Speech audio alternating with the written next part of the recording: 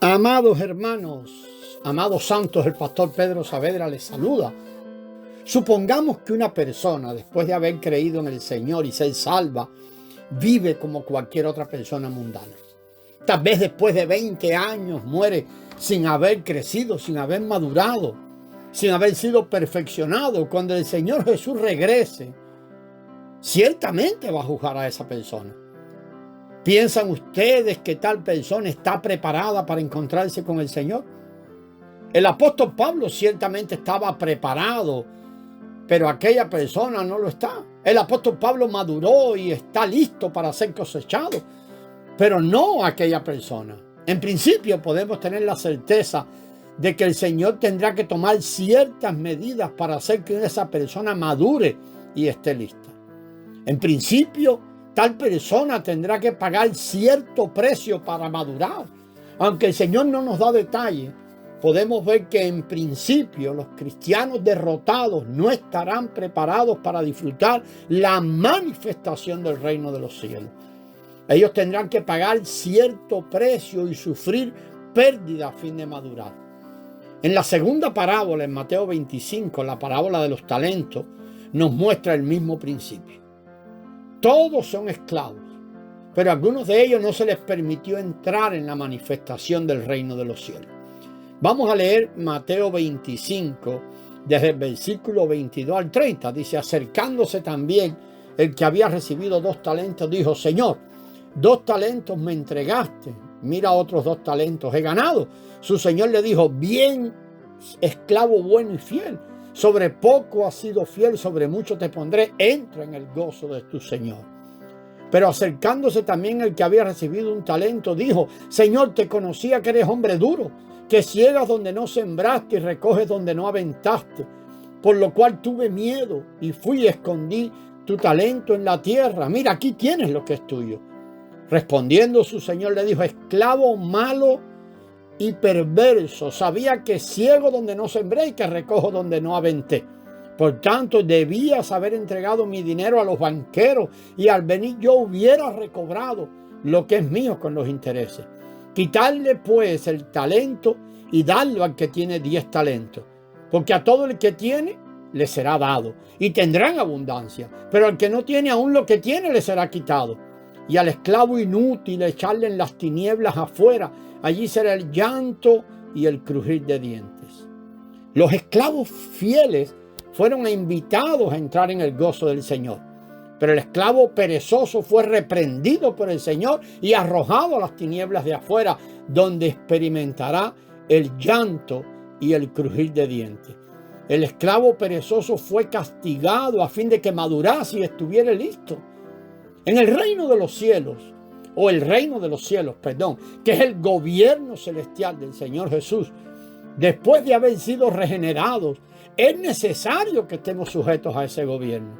Si estamos sujetos a ese gobierno, seremos los victoriosos y vencedores. Estaremos en la realidad del reino de los cielos y entraremos en la manifestación del reino de los cielos para reinar con el Señor. Pero si somos los derrotados, los creyentes derrotados, cuando el Señor Jesús regrese, sufriremos pérdida y seremos castigados a fin de que lleguemos a la madurez. Cuando el Señor regrese, seremos recompensados o castigados de acuerdo a cómo nos hayamos ejercitado en el reino. Si nos hemos ejercitado apropiadamente en el reino de los cielos, el Señor nos recompensará en la manifestación del reino de los cielos. Pero si no nos hemos ejercitado en el reino de los cielos, el Señor nos aplicará cierta clase de castigo. Esto no quiere decir que caeremos en la perdición eterna, sino que sufriremos algo que nos ayude a madurar. Somos los hijos del Señor, somos su mies, somos su labranza, dice 1 Corintios 3:9. Como mies del Señor tenemos que finalmente madurar, ya sea en este tiempo, en esta era o en la siguiente. Si no estamos dispuestos a madurar en esta era, cuando el Señor Jesús regrese, Él nos disciplinará y nos obligará a que maduremos en la era siguiente. Por un lado, tenemos la seguridad eterna, pues una vez que somos salvos, lo somos para siempre. Pero por otro lado, hay una seria advertencia. Hoy en día el Señor nos da el reino de los cielos como un ejercicio a fin de que seamos examinados. Cuando Él retorne, nos dará el reino de los cielos como una recompensa si nos hemos ejercitado apropiadamente. De otro modo, Él nos disciplinará a fin de que paguemos el precio requerido para madurar. Que el Señor nos conceda, amado, su gracia a todos nosotros. Como hemos dicho anteriormente, la primera predicación del Evangelio realizada por Juan el Bautista y también realizada por el Señor Jesús fue acerca del reino de los cielos. Y es la clave de toda esta serie de mensajes. A causa de nuestros conceptos naturales, somos muy propensos, y esto es algo que es común en el cristianismo religioso. Somos propensos y consideramos que el primer punto del Evangelio del Nuevo Testamento es el perdón de pecados y que el segundo punto es la vida eterna después que muramos.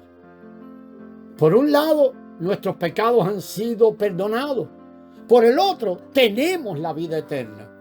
Pero no como una estación para el futuro. Tenemos la vida eterna se nos ha impartido.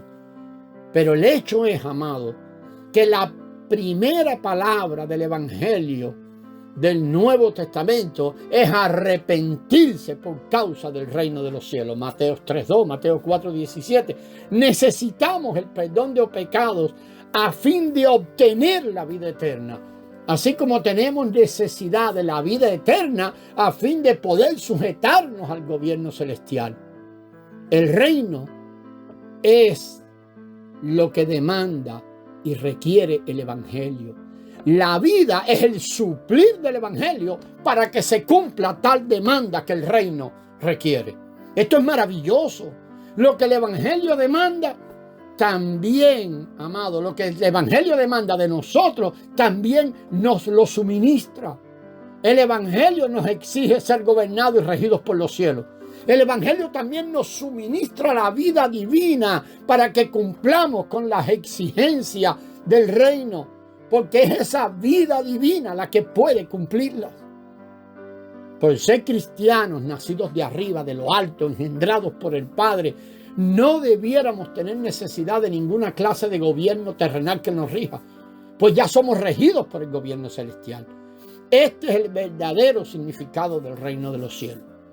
El reino es sencillamente el requisito del Evangelio, el cual no solamente nos exige ser libres de pecado, sino que además requiere que seamos controlados por el gobierno celestial. Amado, por eso es que el mensaje del reino no es muy aceptado.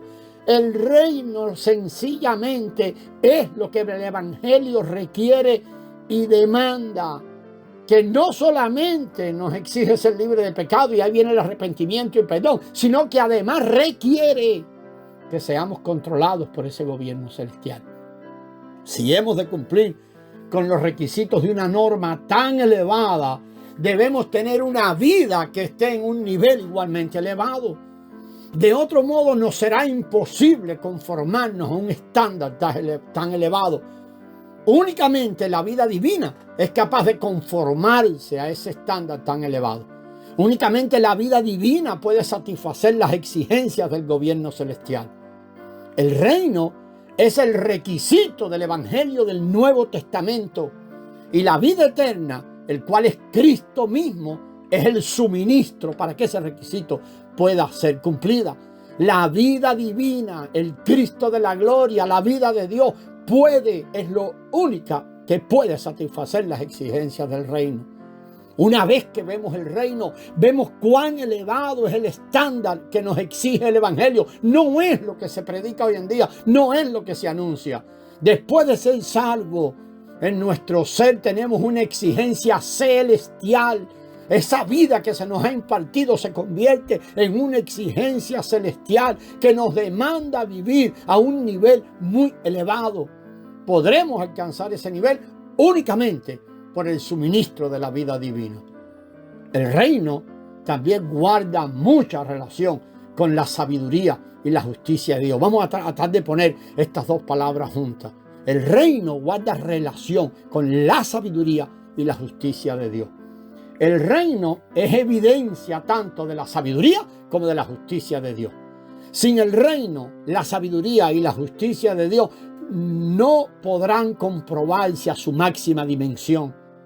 Además, sin la verdad con respecto al reino, será muy difícil resolver el conflicto generado por el debate entre las dos escuelas más populares en el cristianismo religioso, la escuela calvinista y la escuela arminiana.